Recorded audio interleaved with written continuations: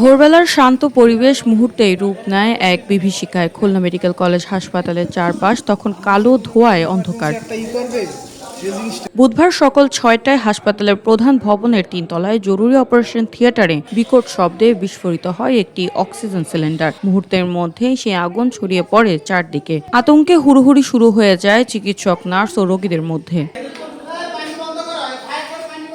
এ সময় আইসিইউ থেকে রোগীদের শয্যাসহ দ্রুত বাইরে সরিয়ে নেওয়া হয়। কিন্তু এরই মাঝে অক্সিজেন সরবরাহ ব্যাহত হওয়ায় হাসপাতালের বারান্দায় বের করার পরপরই মৃত্যুর কোলে ঢলে পড়েন আইসিইউতে চিকিৎসাধীন শেখ আব্দুল হাশেম। এদিকে আগুনের তীব্রতা আর দম বন্ধকর ধোঁয়া থেকে বাঁচতে ভবনের ৩ তলার জানালা দিয়ে নিচে লাফিয়ে পড়েন কর্তব্যরত ৩ জন নার্স। গুরুতর আহত অবস্থায় বর্তমানে হাসপাতালেই চিকিৎসা চলছে তাদের। খবর পেয়ে একে একে ফায়ার সার্ভিসের 10টি ইউনিট ঘটনাস্থলে পৌঁছায়। প্রায় 2 ঘন্টার চেষ্টায় আগুন পুরোপুরি নিয়ন্ত্রণে আসে। বৈদ্যুতিক শর্ট সার্কিট থেকে এই আগুনের সূত্রপাত বলে প্রাথমিক ধারণা করছে ফায়ার সার্ভিস।